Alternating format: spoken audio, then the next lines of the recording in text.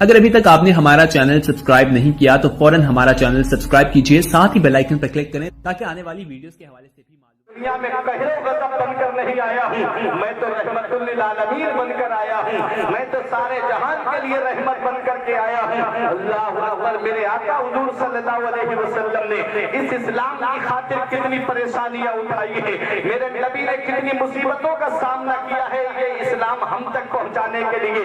میرے آقا مکہ چھوڑ کر کے مدینہ آ گئے۔ اپنا وطن سب کو پیارا ہوتا ہے، اپنا وطن سب کو عزیز ہوتا ہے۔ نبی نے اپنا وطن عزیز چھوڑ دیا، مدینہ شریف آ گئے، تب بھی چین سے بیٹھنے نہیں دیا۔ کبھی جنگ بدر ہو رہی ہے، کبھی جنگ احد ہو رہی ہے، کبھی جنگ خندق ہے، کبھی غزوہ تبوک ہے۔ آپ ذرا دیکھو تو صحیح، نبی کو چین سے پھر بھی بیٹھنے نہیں دیا۔ مدینے والے مصطفیٰ نے یہ اسلام پہنچا دیا۔ جب یہ اسلام امت تک پہنچ گیا، امت پکار اٹھی، یا رسول اللہ آپ نے اسلام ہم تک پہنچایا ہے، آقا ہم آپ کو کیا دے سکتے ہیں؟ رب نے قرآن میں فرمایا، قل اے میرے محبوب آپ اپنے ان امتیوں سے کہہ دو، لا اسألکم علیہ اجرا، جو اسلام میں نے تم تک پہنچایا ہے، جو تبلیغ میں نے تمہارے درمیان کی ہے، اس پر مجھے بدلہ نہیں چاہیے، مجھے اس کا معاوضہ نہیں چاہیے، مجھے اس کی قیمت نہیں چاہیے، مجھے اس کا کوئی بدلہ نہیں چاہیے، میں تو تمہیں دینے کے لیے آیا ہوں۔ اللہ نے سارے خزانوں کی چابیاں میرے ہاتھ میں عطا فرما دی ہے، میں تمہیں دینے کے لیے آیا ہوں، تم مجھے کچھ دینا چاہتے ہو الا المودۃ فی القربى، تم میرے اہل بیت سے محبت کرو، میرے گھر والوں سے محبت کرو۔ حضرت عبداللہ ابن عباس عرض کرتے ہیں، یا رسول اللہ اس آیت کریمہ میں اللہ نے ہمیں آرڈر دیا ہے، اللہ نے ہمیں حکم دیا ہے کہ ہم آپ کے گھر والوں سے محبت کریں۔ آقا آپ کے گھر والے کون ہیں؟ نبی ارشاد فرماتے ہیں،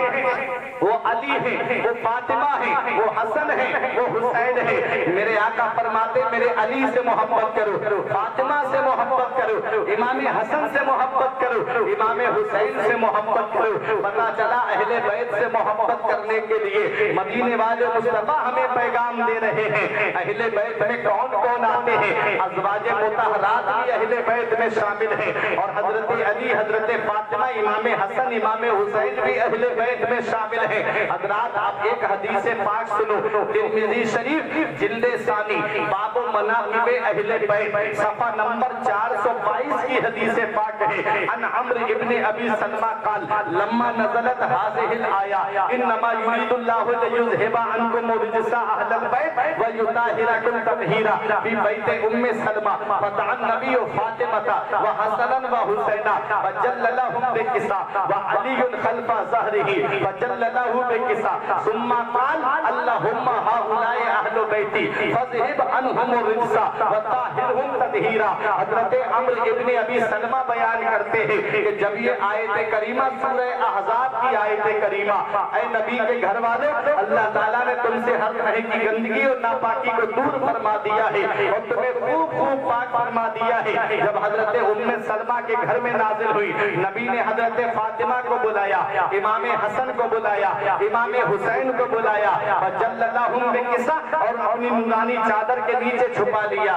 مولا علی شیر خدا نبی کی پشت انور کے پیچھے کھڑے تھے، ان کو سامنے کیا، انہیں بھی چادر کے نیچے چھپا لیا۔ کتنے تن ہو گئے؟ 4 تن چادر کے نیچے ہو گئے۔ نبی نے اپنا سر مبارک بھی چادر کے اندر کر لیا۔ کتنے تن ہو گئے؟ 5 تن ہو گئے۔ اب 5 تن چادر کے اندر ہیں۔ میرے نبی دعا کرتے ہیں، اللہم ہؤلاء اہل بیتی، اے اللہ یہ میرے اہل بیت ہیں، ان سے ہر طرح کی گندگی کو دور فرما دے، انہیں خوب خوب پاک فرما دے۔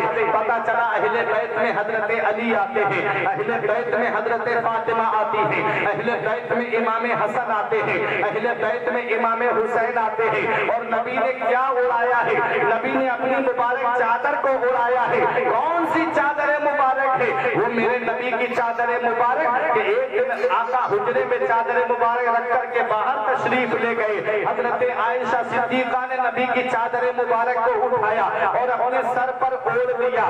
چادر کا اوڑھنا تھا کہ رحمت و انوار کی موسلادھار بارش کو دیکھ رہی ہے، رحمت و انوار کی بارش ہو رہی ہے۔ جیسے ہی آقا تشریف لائے، حضرت عائشہ صدیقہ عرض کرتی ہے، یا رسول اللہ کیسی موسلادھار بارش ہو رہی ہے اور آپ کا لباس بھیگا ہوا نہیں ہے، آپ کا بدن بھیگا ہوا نہیں ہے، آپ کے امامِ شریف پہ پانی کا اثر ظاہر نہیں ہے۔ نبی نے فرمایا بارش کہاں ہو رہی ہے؟ عرض کیا آقا میں بارش دیکھ رہی ہوں۔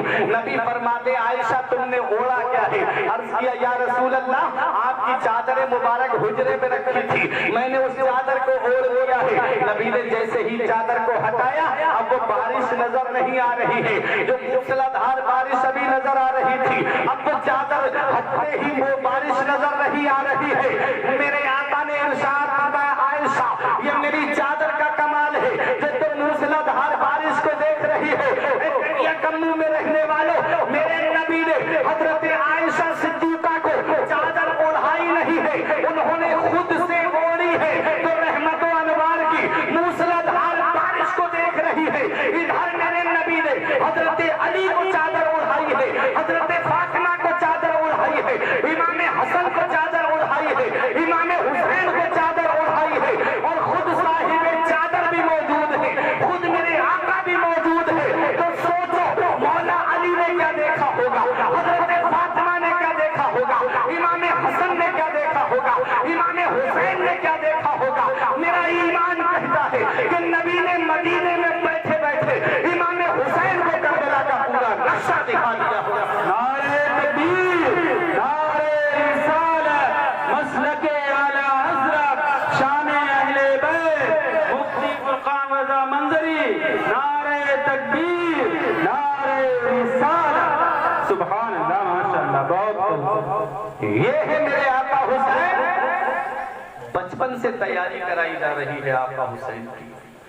بچپن سے جب پیدا ہوئے تبھی خبر مشہور ہو گئی تھی کہ آقا حسین کو میدان کربلا میں شہید کر دیا جائے گا۔ آپ نے بھی اسماعیل صاحب کی اجلاس سے سماعت کیا، میں آپ کو سے آگے کا بتاتا ہوں۔ میرے آقا امام حسین رضی اللہ تعالیٰ عنہ کی شان ملاحظہ ہے۔ بچپن آپ نے سنا ہوگا، جوانی آپ نے سنی ہے۔ آقا امام حسین جب آپ کی عمر شریف 56 سال کے قریب ہوتی ہے، وہ دور آتا ہے جس دور کے لیے صحابہ دعا کرتے تھے اللہ ہمیں سن ہجری 60 سے اور نوجوان کی حکومت سے ہم تیری پناہ مانگتے ہیں۔ وہ سن ہجری 60 کیا ہے؟ وہ سن ہجری 60 وہی ہے جب صحابی رسول کاتب وحی حضرت امیر معاویہ کا وصال ہوتا ہے، ان کے بعد جب ان کا بیٹا تخت پہ بیٹھتا ہے۔ آج ایک معاملہ ہمارے اہل سنت والجماعت میں بھی چل رہا ہے، ایک فرقہ ہے مولائی فرقہ، بہت زیادہ آگے بڑھتا جا رہا ہے، جو صحابہ کی شان میں گستاخیاں کر رہا ہے۔ اتنا یاد رکھنا ضروری نہیں ہے کہ جس کا باپ نیک ہو اس کی اولاد بھی نیک ہو۔ آپ نے دیکھا ہے میں عالم، میرے باپ عالم نہیں تھے تو کیا کرو گے؟ میری وجہ سے میرے باپ کو کچھ کہو گے؟ نہیں۔ اچھا عمر ابن سعد کون ہے؟ یہ حضرت سعد ابن ابی وقاص کا بیٹا ہے، جن کو نبی نے دنیا ہی میں جنتی ہونے کی بشارت، جن کو دنیا ہی میں نبی نے جنتی ہونے کی خوشخبری سنائی۔ اور ان میدان احد میں آپ چلیے، جب تیر آ رہے تھے تو حضرت سعد اپنا سینہ آگے کیے ہوئے تھے، جب نبی پہ تیر آ رہے تھے تو نبی دعا کرتے تھے ارمی یا سعد فدا کا ابی و امی، اے سعد تیر چلاؤ جس پہ میرے ماں باپ۔ اللہ اکبر، انہی کا بیٹا میدان کربلا میں سب سے پہلا تیر امام حسین کی طرف چلتا ہے۔ تو کیا آپ بیٹے کی وجہ سے باپ کی شان میں گستاخی کرو گے؟ نہیں۔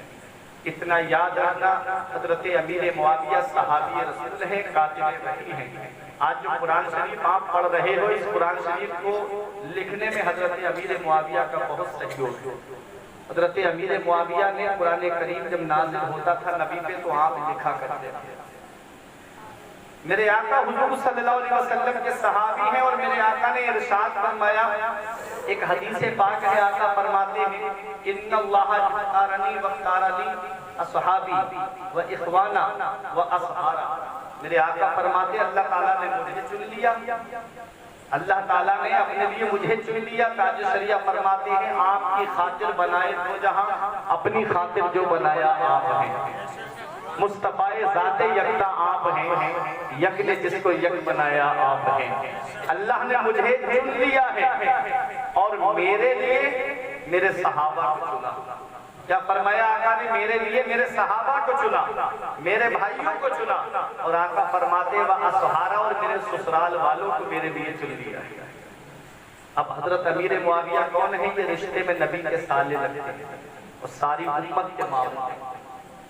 آج ان کی شان میں گستاخیاں ہو رہی ہیں۔ اپنے اپنے ایمان کی حفاظت کرو، کہیں ایسا نہ ہو کہ دیکھ اڑ جائے ایمان کا طوطا تیرا، پتہ بھی نہ چلے اور ایمان کا پرندہ اڑ جائے۔ اس لیے علماء کے قریب رہو۔ آج جس دور میں ہم جی رہے ہیں یہ دور بڑا نازک اور بڑا پرفتن دور ہے، پتہ نہیں کب ایمان چلا جائے، کس بات پہ ایمان چلا جائے ہمیں پتہ بھی نہ چلے۔ اس لیے اپنے اپنے ایمان کی حفاظت کرو۔ حضرت امیر معاویہ کا مثال ہوا، یزید تخت پہ بیٹھ گیا۔ حضرت امیر معاویہ نے پہلے ہی اس سے کہا تھا کہ دیکھ اگر میرے باپ کی تخت پہ بیٹھے تو جو میں نے اہل بیت کا وظیفہ مقرر کیا ہے وہ وظیفہ قائم رکھے گا اور نبی کی آل کے ساتھ اچھا سلوک کرے گا۔ اس نے تیر لیا، کمان لیا، جنگل کی طرف یہ کہیں کہ نکل گیا، وہ تو میری مرضی رہی۔ ادھر صحابی رسول کا وصال ہو جاتا ہے۔ اب مجھے بتاؤ، یزید تخت پہ بیٹھا، سب سے زیادہ اسے خطرہ چار لوگوں کی طرف سے تھا۔ ایک تھے حضرت عبداللہ ابن عمر، ایک تھے حضرت عبداللہ ابن زبیر، ایک تھے حضرت عبد الرحمن ابن ابو بکر، اور ایک تھے میرے آقا امام حسین۔ یزید جانتا تھا سب میری بیعت کر لیں گے، چاہے مکے کے ہوں، چاہے مدینے کے ہوں، چاہے کوفے کے ہوں، چاہے بصرہ کے ہوں، چاہے ہمس کے ہوں، چاہے دمشق کے ہوں، کہیں کے بھی ہوں، چاہے شہر معصومہ کے کیوں نہ ہوں، سب میری بیعت کر لیں گے اگر یہ چار لوگ میری بیعت کر لیں، مجھے مان لیں۔ بیعت کا مطلب کیا تھا؟ بیعت کا مطلب تھا سپورٹ کرنا۔ جیسے آج ہم کسی کو الیکشن میں سپورٹ کر کے کسی کو پردھان بنا دیتے ہیں، کسی کو ایم پی، کسی کو ایم ایل اے بنا دیتے ہیں، سپورٹ کرنا مقصد تھا، اپنا ووٹ دے دینا۔ امام حسین نے فرمایا یزید فاسق و فاجر ہے، اور بیعت کا جو طریقہ ہے اس طریقے سے بیعت لو نا، جیسے حضرت ابو بکر صدیق خلیفہ بنے، جیسے عمر فاروق اعظم خلیفہ بنے، جیسے عثمان غنی خلیفہ بنے، جیسے مولا علی خلیفہ بنے، کہ جمعے کے دن معاملہ رکھا جاتا تھا، مسلمانوں کی جماعت جس پہ اتفاق کر لیتی اسے خلیفہ بنا دیا جاتا تھا۔ معاملہ جا کر کے جمعے میں رکھیے گا، لوگ جس پر متفق ہو جائے حسین سے بات کرنا، حسین اس پہ راضی ہے، جس پہ مسلمانوں کی جماعت ٹھہر جائے، یہ کہہ کے میرا حسین جب چلنے لگا تو وہی برابر میں مروان بیٹھا ہوا تھا۔ مروان کہتا ہے حسین کو جانے مت دو، اگر حسین چلے گئے تو بیعت لینا مشکل ہو جائے گا، ابھی ان سے بیعت لے لو ورنہ ان کے سر کو قلم کر دو۔ حسین نے فرمایا تو ہمارے قتل کی بات کرتا ہے، تجھے ہماری بہادری کا اندازہ نہیں، تجھے ہماری طاقت کا اندازہ نہیں۔ یہ کہا میرا حسین چلا آیا، میرے حسین سمجھ گئی کہ میں نے یزید کی بیعت نہیں کی ہے، اب یزید میرے خلاف لشکر بھیجے گا، کہیں ایسا نہ ہو کہ نانا کے مقدس مدینے میں خون کی نالیاں بہہ جائیں، اس لیے میرے حسین نے مدینہ چھوڑنے کا ارادہ کر لیا۔ آپ ذرا غور تو کریے گا، یہ علماء کرام آپ کو بتائیں گے مدینے کی سرزمین میں ایسی سرزمین ہے، ایسا کون سا عاشق رسول ہے جو مدینے سے جدا ہوتے وقت آنکھوں سے آنسو نہیں بہاتا ہے، ایسا کون سا نبی کا دیوانہ ہے جو مدینہ چھوڑے اور اس کی آنکھوں سے آنسو نہ نکلے۔ اتنا یاد رکھنا مدینے کی سرزمین وہ سرزمین ہے جس کے بارے میں میرے نبی نے فرمایا جس سے ہو سکے مدینے میں مرے تو وہ مدینے ہی میں مرے، کیونکہ جو مدینے میں مرے گا میں اس کی شفاعت کروں گا۔ وہ مدینے کی سرزمین، اللہ اکبر، حسین نانا کے روزے پہ حاضری دینے کے بعد میں، ماں فاطمہ کی تربت پہ حاضری کے بعد میں، بھائی امام حسن کی تربت پہ حاضری کے بعد میں، جیسے ہی مدینے سے باہر نکلے چھوٹا سا قافلہ لے کر کے حضرت زینب نے دیکھا حسین گھوم کے دیکھ رہے تھے مدینے کی طرف، پوچھا میرے بھائی کیا دیکھ رہے ہو؟ ارشاد فرماتے ہیں میرے حسین، اے میری بہن زینب، جسے دنیا میں کہیں چین نہیں ملتا، جسے دنیا میں کہیں سکون نہیں ملتا، جسے دنیا میں کہیں آرام نہیں ملتا، اسے چین ہمارے نانا کے مدینے میں ملتا ہے، اسے سکون ہمارے نانا کے مدینے میں ملتا ہے، اسے آرام ہمارے نانا کے مدینے میں ملتا ہے۔ آج وہی مدینہ حسین سے چھوٹ رہا ہے۔ آج آپ دیکھو پورا کرنے والے واپس آ رہے ہیں، لوگ ابھی کچھ دنوں پہلے حج سے واپس آئے ہیں، آپ مصباحی صاحب سے پوچھئے، آپ ان علماء سے پوچھئے، علامہ طالب منظری سے پوچھئے، یہ آپ کو بتائیں گے جب حاجی مدینہ شریف پہنچتا ہے تو اسے گھر والوں کی یاد نہیں آتی، اسے پریوار کی یاد نہیں آتی، بس نبی کی محبت میں گم رہتا ہے، اور 8 دن کب گزر جاتے ہیں ہے اسے پتا بھی نہیں چلتا 8 دن کب نکل گئے اسے احساس بھی نہیں ہوتا. اور جب مدینہ چھوڑنے کے کانوں میں آواز آتی ہے, سامان سفر تیار کرنے کے بعد میں حاجی الوداعی سلام کرنے جب نبی کے روضے پہ جاتا ہے, سنہری جالیاں پکڑ کے کہتا ہے مولا اس دیار میں آنے کے لیے پوری زندگی دعا کرتا رہا, دکھا دے یا الہی وہ مدینہ کیسی بستی ہے جہاں پر رات دن مولا تیری رحمت برستی ہے. مولا اس دیار میں تم نے پہنچا تو دیا, مولا اتنی دعا کر کے جا رہا ہوں اگر تو مجھے دولت دے, اگر تو مجھے صحت دے, مولا اگر تو مجھے عمر دے تو ایک بار اس دیار کی حاضری اور نصیب فرما دینا. یہ دعا کر کے حاجی جب واپس ہوتا ہے مڑ مڑ کے نبی کے روضے کی طرف دیکھتا ہے, اپنا سامان سفر سواری میں رکھتا ہے. جب تک مسجد نبوی کے مینار نظر آتے ہیں حاجی مڑ مڑ کے دیکھتا ہے مدینہ شریف کی طرف. عرش پہ نور مصطفیٰ دیکھا, آئینہ پیشے آئینہ دیکھا, جب ہوئی رخصتی مدینے سے ہم نے مڑ مڑ کے راستہ دیکھا. حاجی مڑ مڑ کے نبی کے روضے کی طرف دیکھتا ہے. یہ اس حاجی کی میں بات کر رہا ہوں جس کا مکان مدینے میں نہیں, جس کی پراپرٹی مدینے میں نہیں, جس کا گھر مدینے میں نہیں, جس کا سرمایہ مدینے میں نہیں, جس نے نبی کا دیدار نہیں کیا ہے, صرف سنہری جالیوں کا دیدار کیا ہے. وہ حاجی جب مدینہ چھوڑے تو آنکھوں سے آنسوؤں کا سیلاب روکے نہیں رکے. تو وہ حسین جس نے بچپن مدینے میں گزارا, وہ حسین جس نے جوانی مدینے میں گزاری, وہ حسین جس نے 56 سال کی عمر مدینے میں گزاری, نانا کا روضہ مدینے میں, ماں کی تربت مدینے میں, بھائی کی تربت مدینے میں, خود کا مکان مدینے میں, جس کا بچپن مدینے میں گزرا, جس کی جوانی مدینے میں گزری, جو صبح کو فجر بھی مسجد نبوی میں پڑھتا رہا, جو ظہر بھی مسجد نبوی میں پڑھتا رہا, جو عصر مغرب اور عشاء بھی مسجد نبوی میں پڑھتا رہا. مدینے کی پہاڑوں نے جس کے قدموں کا بوسہ لیا, اس حسین سے جب مدینہ چھوٹتا ہوگا کیسی بیتی ہوگی آقا حسین کے دل پر. حسین سے نانا کا روضہ چھوٹ رہا ہے, کیسا لگ رہا ہوگا میرے آقا حسین کو. 8 دن مدینے میں رہنے والا حاجی جب مدینہ چھوڑے تو آنکھوں سے آنسو روکے نہیں رکے. حسین نے تو 56 سال کی عمر مدینے میں گزاری ہے, کیسا لگ رہا ہوگا میرے آقا حسین کو. حسین جیسے ہی مدینے سے باہر نکلے مدینے والوں نے آواز دی, حسین کیا مدینے سے محبت نہیں رہی, مدینہ چھوڑ کر جا رہے ہو. آواز دیتے ہیں میرے آقا حسین مدینے کے ذرے ذرے سے محبت ہے, مدینے کی ہر ہر فضا سے محبت ہے. کہاں حسین پھر کیوں جا رہے ہو, کہاں ایک طرف محبت ہے اور ایک طرف نانا کی شریعت ہے. حسین محبت چھوڑ جائے گا, نانا کی شریعت کو بچائے گا.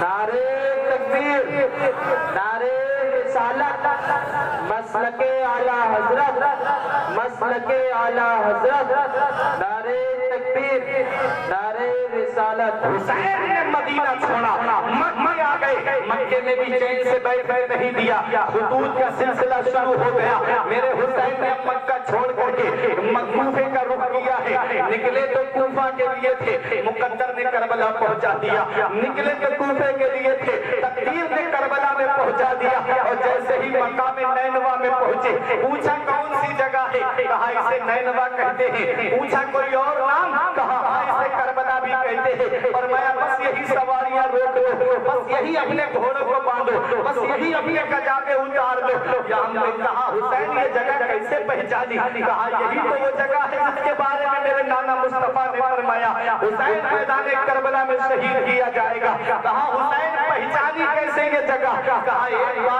بار جنگ سے میں واپس آ رہا تھا اپنے بابا علی کے ساتھ میں, تو اسی نہر فرات کے کنارے بیٹھ کر میرے بابا نے آنسو بہائے تھے اور مجھ سے کہا تھا بیٹا حسین اس جگہ کو غور سے پہچان لو, بیٹا یہاں تمہارا خیمہ لگے گا, یہاں تمہارے اونٹ بندھیں گے, بیٹا یہاں تمہارے گھوڑے بندھیں گے, بیٹا یہاں تمہارے ازواج کا خیمہ ہوگا. میرے بابا نے مجھے پہلے ہی اس جگہ کی نشاندہی فرما دی تھی. اللہ اکبر, یہ کربلا کا میدان ہے جہاں میرا حسین اپنے جانساروں کو لے کر کے پہنچا ہے. پہلا لشکر ان کی کمانڈری میں آیا 1000 لوگوں کا.